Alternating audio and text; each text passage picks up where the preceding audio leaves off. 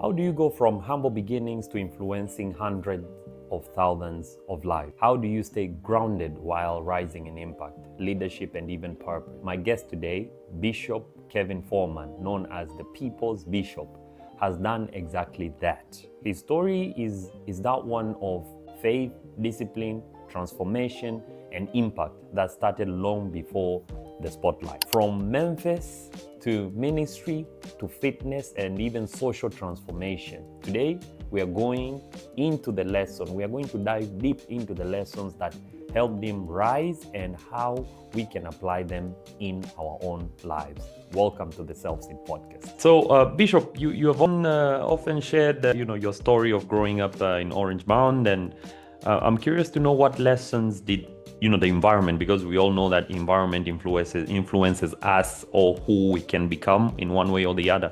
And I'm curious to know, how did that environment teach you about things like resilience and faith? Oh, such a great point. So the joke is I came out of my mom's womb with a Bible and a briefcase. So I always had this affinity towards spirituality and success, like business and Bible.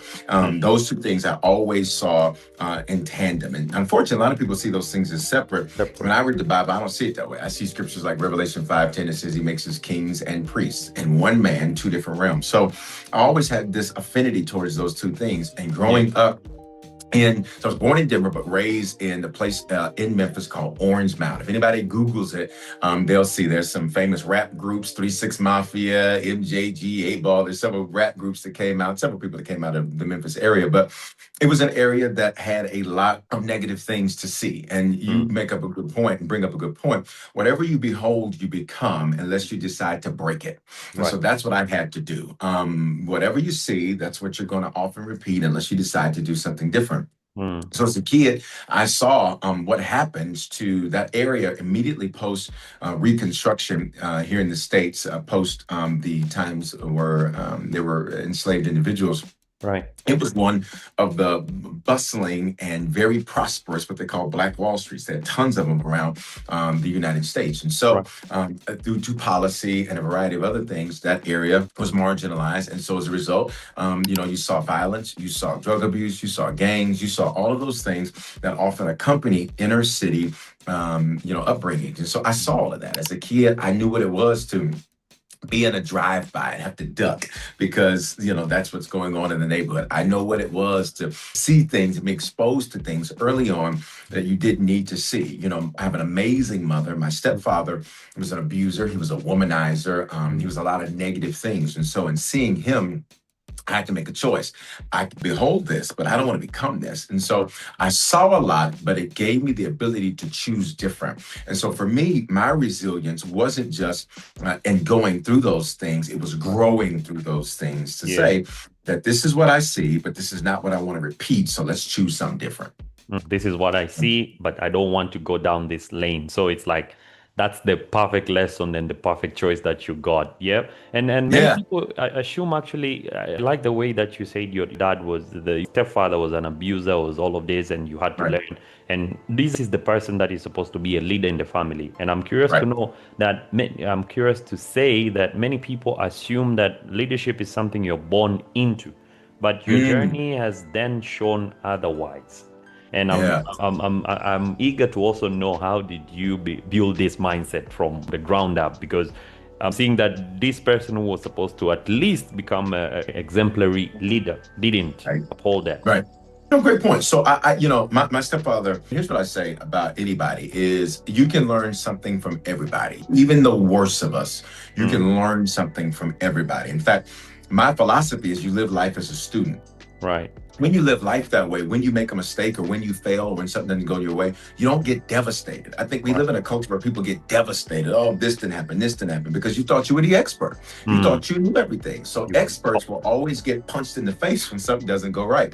A student says, okay, I learned something. Okay, I grew. Okay, I didn't know that. And so living life that way really allowed me to take some of the great things. So for example, he was very charismatic. He could sell ice to an Eskimo and make them think they got a good deal. He was just very persuasive.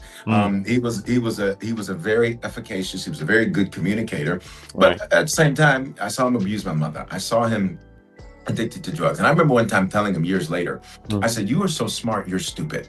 I said, because no reason you shouldn't be a multi-millionaire with your gifts, talents, skills, and abilities, but you refuse to Mm. address these issues. And I wrote about it in my book, Sins of the Fathers. It's a book about generational curses, destructive patterns of behavior that are passed down and Right. around. Because it's spiritual, you don't have to know the person Mm. in order to become the person. Right. It's a spiritual thing. And so the opening story is actually about him. He never met his biological father. He never met his father. Mm. And so, but yet he was exactly like him, a womanizer, an abuser, a cheater, all of those negative characteristics. Mm. In fact, his mother, when she was pregnant with him, his mother, there was a tussle. She had to defend herself, and that's actually how his father was unalived. He never met him. Then he became exactly like that man. And so, to your point of the example, sometimes the gift you're given is not what to be, it's what not to be. Mm. Let me tell you why that's powerful. Is because that expands what you view you can become, because you were shown the thing you don't want to become. So I took that and said, I can become powerful and successful, and I can be prosperous, and I can be a man of God. I can be a leader. I can be a business person. I can do all of these things. I just know the one thing I don't want to be. But now this has opened up the world of possibilities for me. So sometimes you got to look back over your life and say, life didn't happen to me. Life happened for me. For me, yeah. Life happened for me. Powerful. I'm just moving on to the aspect, because your story is interesting, and you're a person who is constantly learning and creating discipline and following, you are disciplined in the things that you do, ministry, fitness, and, social development and all that, Bishop. And I would like to move to the transformation that you had by your discipline, especially in the physical and mental and spiritual renewal. Yeah. Yes. You lost 95 pounds.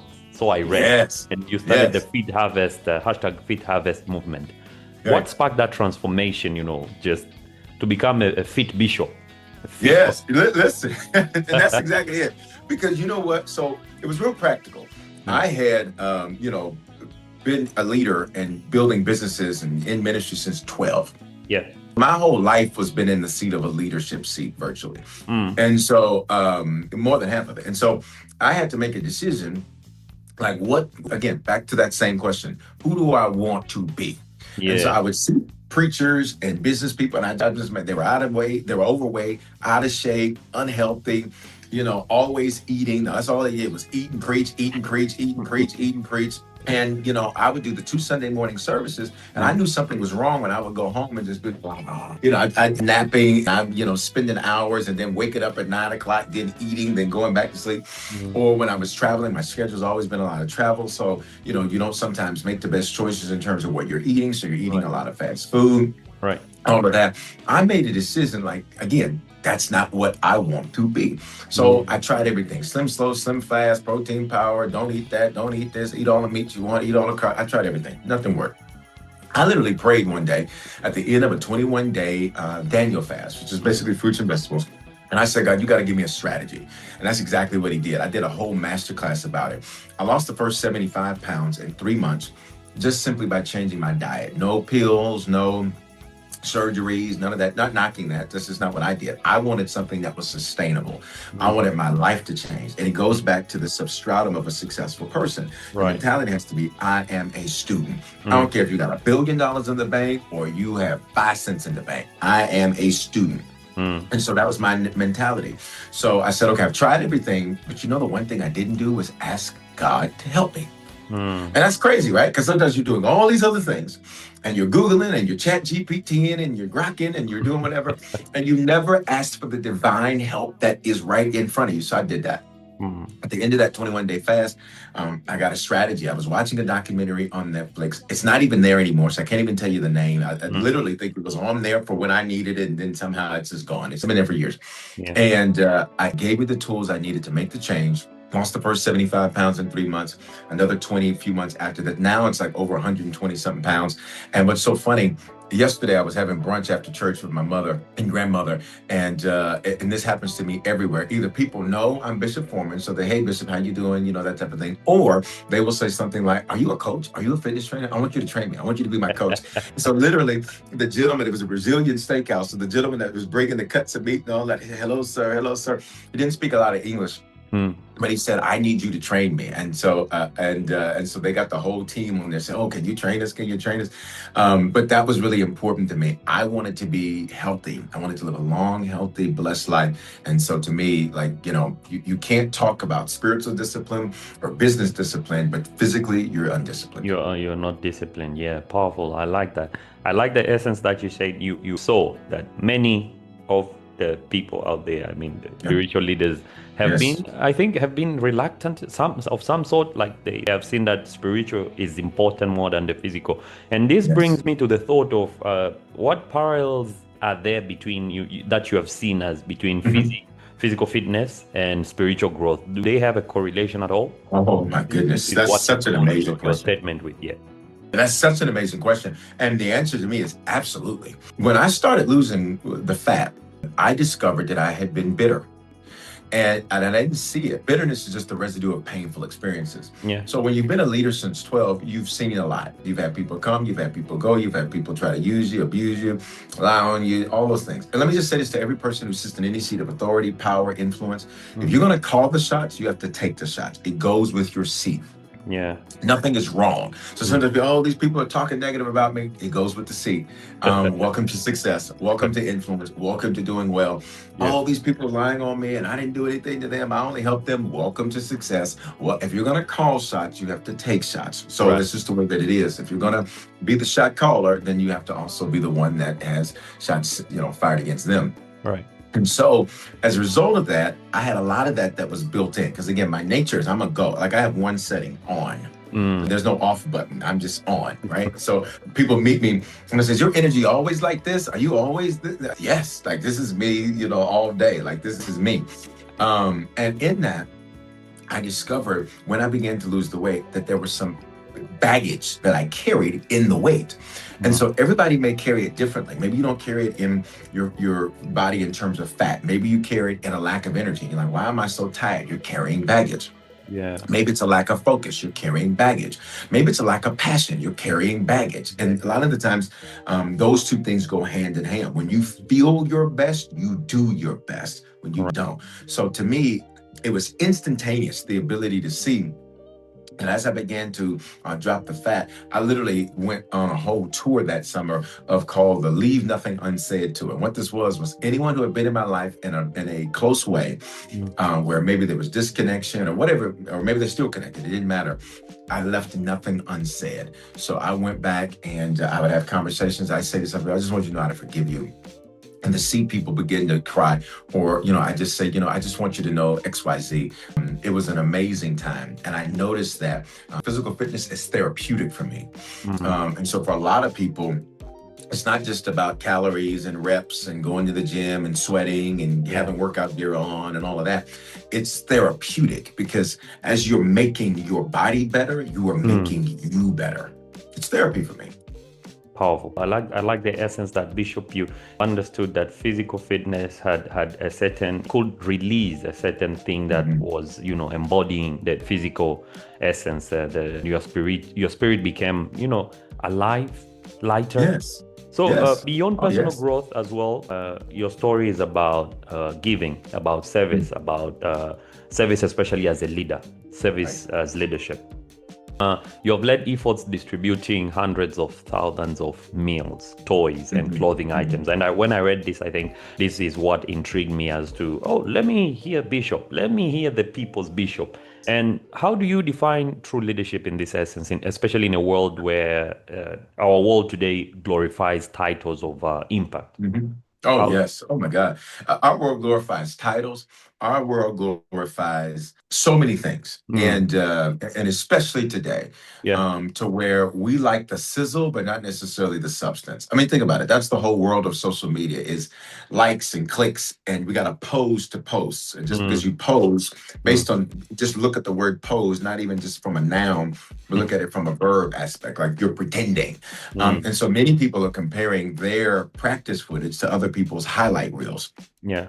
They are only showing you what they want you to see. And why is that important? It's created a culture where superficiality becomes the end game Right. rather than substance and actual impact. So I'm the type of person that I prefer the impact. Now, I've had to learn how to do a much better job of telling the story. A friend of mine said to me several months ago, he said, Bishop, you got the receipts. He said, you're doing the work. He said, but you never talk about it. I said, well, because to me, just get the work done. I never saw it as, here's me feeding somebody. Here's me giving it, this. Here's me doing this. I just was doing it. Yeah. Here's me being a blessing here. I just was doing it. And so to me, if you haven't changed someone else's life, Mm, then you have to ask yourself the question, what are you doing? Because here's an interesting statistic. You ready for this? yeah. 1 out of 1 people is going to die.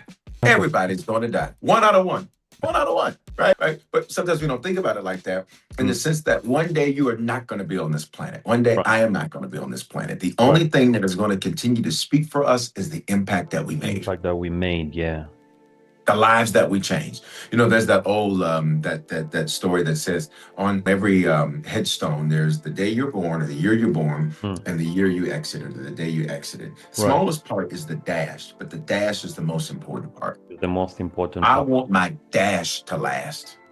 I want my dash to be so positive that people say that Bishop Foreman, that guy, he impacted my life. He changed my life. And so that actually moves me in a tremendous way. I was here we go again. I was in the gym the other day.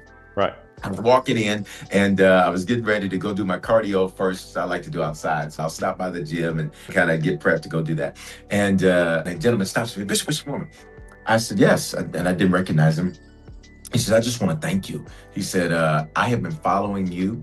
And so he takes out his phone. He goes to his Instagram. He shows me all of my videos that he saved and all that. He says, your face is all in here. He said, you have no clue how what you've done has changed and impacted my life in a powerful way. And so then there's 2 other guys standing, and they think, oh, is that your coach? Is that your trainer? They're like, no, he's my spiritual trainer. He's my spiritual coach. I said, well, I'll take both. I can do both of them. But I think, to me, the impact matters. So when you look at how much we've given to missions, how many people we've fed, how many people we've clothed, and not just giving needs, but empowering people so that they're no longer in need. To me, that is the more important of the two, because meeting your need today is great, but showing you how to meet your own needs and be a blessing to somebody else is even more powerful. So to me, it goes hand in hand. It's not just about being a good humanitarian, it's about being a good human. And to me, that is, the old saying, actually, I can catch you, what is it? Give you some fish or teach you how to fish. Teach So to me how me, to fish. Yeah. I'm gonna give you some fish because right now you're hungry. Mm, But then I also want to teach you how to fish so that you no longer need me to learn how to do that. You no longer need me to do that. Jesus and Peter. Powerful.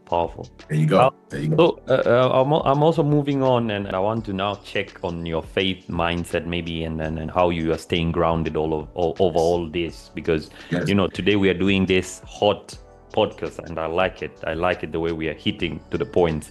How Yes. has faith actually guided your decision making, and as a leader and an entrepreneur? Good. I think one is that it's made me bold.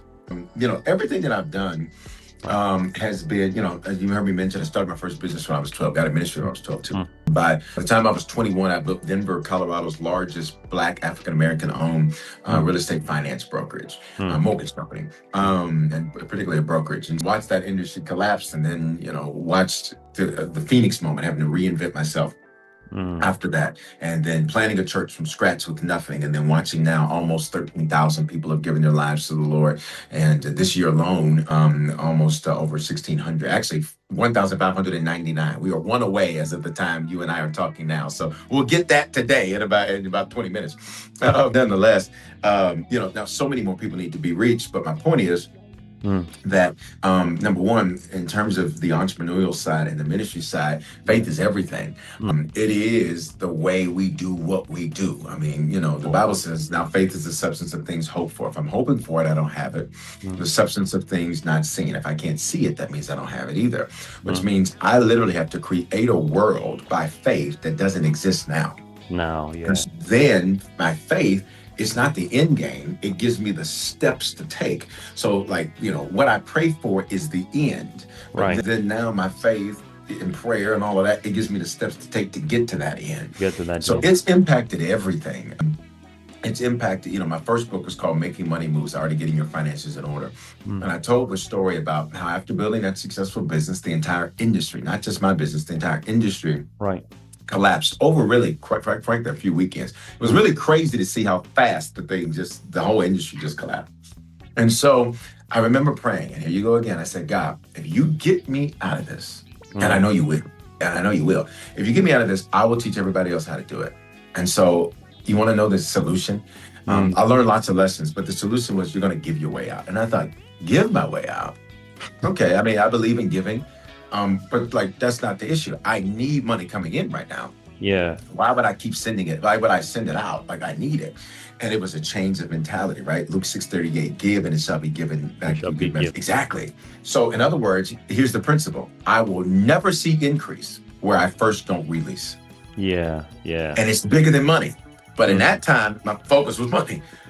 I was literally, while I was seeing my savings depleted, while I was seeing, all of these hardships in terms of, and I won't even say hardships, while I was seeing what I built deplete, I'm sowing some of my biggest offerings, and I'm sowing, and some of them I'm sowing by faith. I'm like, God, I'm gonna put it on this credit card, and in 30 days, I hope that, I know you're gonna come through. And he did. Let me be clear, and he did. But the point is, I sowed my way out. And I learned the powerful principle that there's no need that can't be met with the seed. And sometimes people hear things like that and they may be skeptical or whatever. I saw it for myself. And so when you ask the question, how does faith impact me? It is recognizing that anything I want to release, I need to increase. I want loyalty, I got to sow it. I want friends, I got to sow it. I want somebody to open the door for me, I got to open the door for somebody else. Whatever I want, I literally go do it first so I can get an increase on it. That's literally how I run business. God only gives if you remove, because if you're full, then where will he put? It's not enough. So you have to release. Powerful.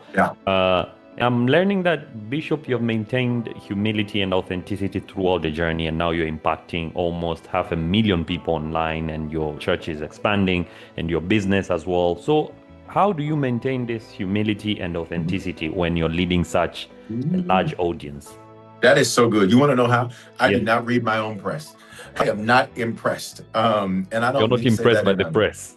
Yeah, I'm not impressed by the press. I recognize this, and going through that valley taught me something, and it revealed to me that there was a pride that I had, and here was a pride that I had accomplished something, and my faith was more in what I had built and what I had accomplished than God.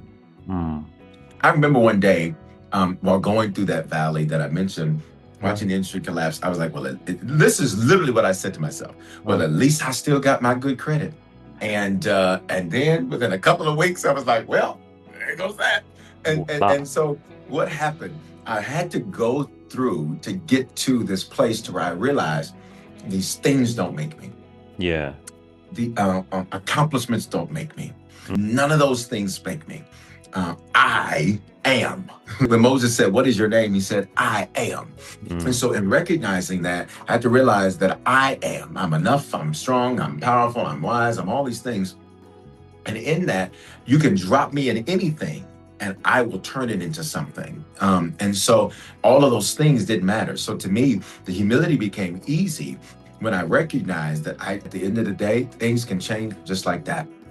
At the end of the day, you can be celebrated on Sunday and then people can walk away from you on Monday. So when I saw how fast things could change, I had to make the decision to say, you know what, I'm going to enjoy every moment. I'm not going to get arrogant. I really can't stand arrogant people, to be honest with you. Like arrogant, none of us should be arrogant or prideful, but if you're going to be that, be the very best at everything. And the truth is we're all evolving. We're all students. So to me, the humility was easy after I went through that lesson, because my pride was that I put my trust in stuff.